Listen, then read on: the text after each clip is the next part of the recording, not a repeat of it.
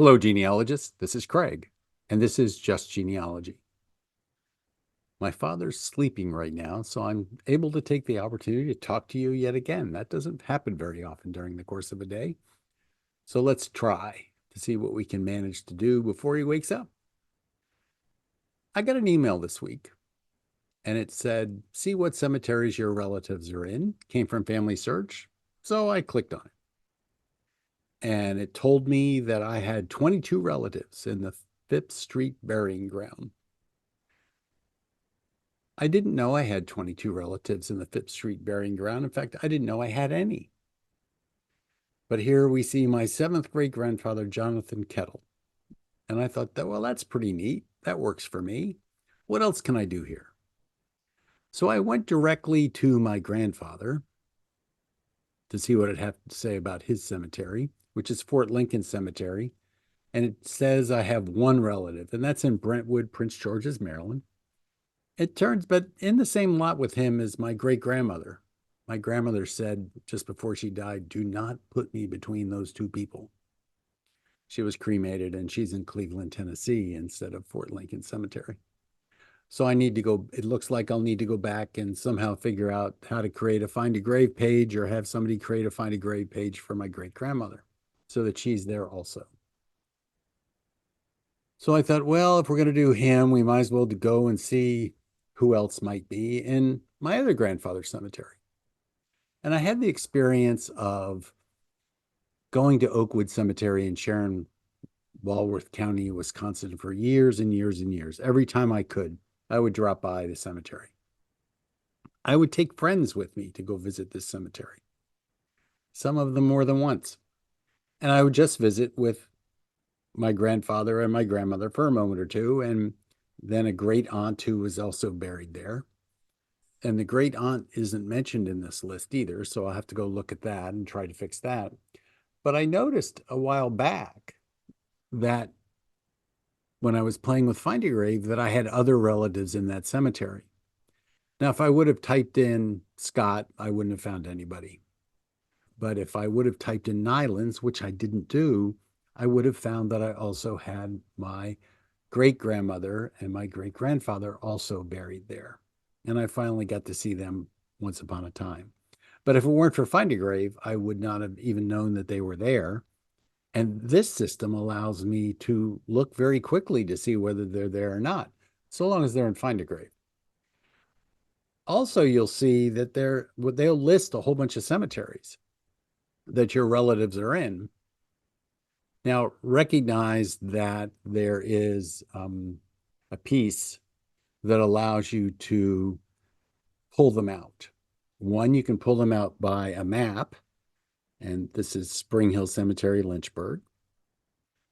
Or you can pull them out also by only looking at direct ancestors. There's a filter. So you can go by location, and you can also go by filter using Richmond County, Virginia as a focus. I'm able to get to my ancestors in Spring Hill Cemetery in Lynchburg, of which there are 5 of them. So this makes me think 5, shouldn't there be 6? So now I need to go and examine who they are. Why isn't one of them there? Why is that person missing? Is there a good reason for it being missing?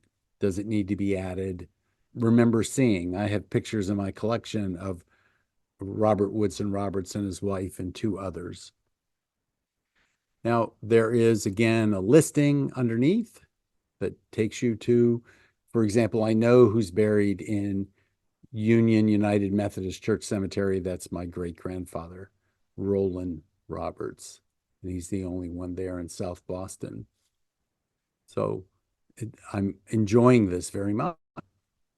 When I look at the map, I notice that pretty much everything is only in the upper Northeast. And I don't know whether that's because all my ancestors are only in the upper Northeast, and I don't think that's the case. I think that they have, and I may be wrong, they may have focused on doing the Northeast first, because I'm sure I have descendants in California, but I don't see any things there for them. No matter what I type in, I always end up with these pieces. So If you have relatives, they cover the entire map. Maybe my relatives don't cover the entire map. Now, what really got me in looking at this is I have a good idea who's in northern Ohio. I have a good idea who's in Wisconsin. I know who's in Watson, Illinois. I know that that looks like Jefferson County, Indiana. So I'm pretty cool on all those places. But who's that guy up in Nova Scotia? So we'll go click on Nova Scotia there, up there, and we find it's Upper Cannard Cemetery. And this is Isaac Bigelow. He's one of my late loyalists. He went to Nova Scotia after the Revolutionary War in the 1790s. He didn't spend much time there. Uh, but I did not know that he was buried in that cemetery. And I've actually been to Nova Scotia a couple of times. And had I known, I would have visited him. So this is just a really great thing to play with. I am enjoying just playing with it a lot. And also finding places easily, because in using Find a Grave, you're having to look one by one. Here we can look at an entire cemetery. We can look at an entire region. We can do all kinds of things that you can't really do with Find a Grave easily. So this works out very well for me. As I said, I'm enjoying it. So how can you get to it?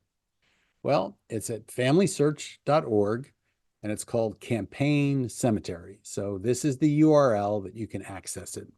And I'm going to play with this for a while more and just enjoy myself thoroughly. I want to remind you that these videos are being brought to you by Heritage Books, www.heritagebooks.com. And we've announced that there is free shipping through tomorrow, but I'm going to extend it for just Genealogy subscribers and other folks who see it until the end of the month. So if you use the code HONOR, you will in fact get free shipping on any order from heritagebooks.com. That's HONOR. I've also made arrangements with GoldieMay for you'd be able to get a discount if you should decide to use GoldieMay.